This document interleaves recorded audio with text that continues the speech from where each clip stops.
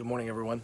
We're back in Daniel chapter number 2 today, and many of the passages, if you spent any time in God's Word or been under the teaching at a church for any period of time, you'll have looked at some of these things that happened to Daniel and his companions. And last time we talked, we noted that if we'll honor the Lord, excuse me, He'll honor us if we'll obey Him and fear Him, that He'll come through for us with blessings, things like that. And so Daniel and his friends, they chose not to eat the king's meat that was offered to idols, and they chose to worship the Lord God, and God blessed them. In fact, didn't just bless them a little bit, He blessed them to have longevity through the different kings that would overcome the Babylonians later. And so they really had a long life. Well, right away in their positions, they're challenged with this king's dream and the king asked something really difficult. He said, I don't want to tell you what the dream is. I want you to tell me what my dream was, and then I want you to tell me the interpretation of my dream. That way I'll know you're telling the truth. If you know what my dream was that I had while I was alone and while I was asleep in my chamber where you weren't, if you know what my dream was, and then you give me the interpretation, I'll believe you. No one could do that, obviously, except one person realized, hey, there's this guy named Daniel. He might be able to do this. And so Daniel says, hey, look, I'll do my best. Well, the king wanted to honor Daniel for this, but here's where it gets tricky. Most of us are really good about praying for God to do things. We're not as good at making a strategic statement of gratitude or giving God all the glory for it. Oh, thanks God for doing that. We do that, but we don't always give God the glory in the way that is fitting for what He gives us.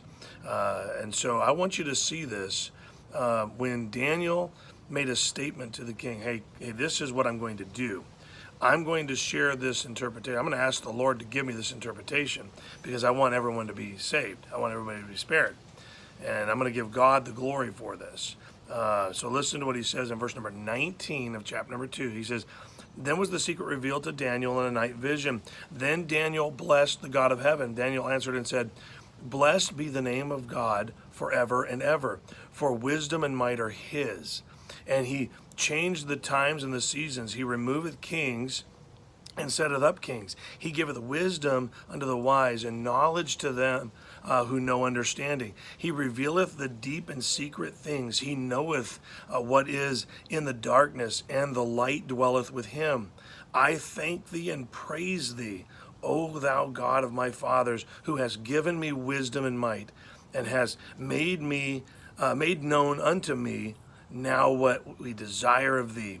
For Thou hast made known unto us this king's matter. Okay, and so Daniel, even before he gets to the king, he's only talking to the king's personal assistant, so to speak. He says, listen, this is God that's going to do this. That if there's any wisdom, if there's any understanding, if there's any revelation, if there's any discernment, if there's any right way to do anything that's given to me, I bless the Lord for that, because I have nothing in myself to give anyone. I only have what God has given to me to give to others. And it's a very humbling thing to recognize that you have nothing to offer. Anything that you're getting from this morning is absolutely because God has given me the words to say that are ministering to you right now. And so we need to remember who it is that is making things right in our lives. If you made any right decisions last week, praise the Lord. If you had any good blessings come in from what you feel like were great choices on your part, praise the Lord. If you somehow made the right choice and you don't even know how you made the right choice, they just ended up being right, praise the Lord. We need to praise and bless the name of the Lord for every single perfect, good, and wonderful gift that comes into our lives. In fact, that's what James says. He says, everything that's good in your life comes from the Lord. It comes down. You don't deserve it. You have been blessed with it. You didn't earn it. He gave you the wisdom and the discernment to discover it. Remember that. You are who you are today because of the Lord's blessings. You might say, well, I don't like who I am today. Well, maybe that's because you haven't received all the blessings that God has because you won't give Him honor and glory.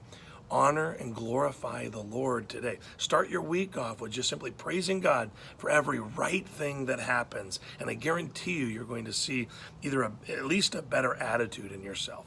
Well, I hope that's an encouragement to you today. Daniel in captivity knew that every time he did anything right and there was any blessing to be had, it came from the Lord.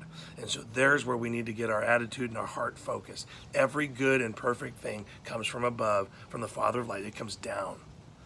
God gives it to us. Be blessed today and honor the Lord in those blessings. Have a great day.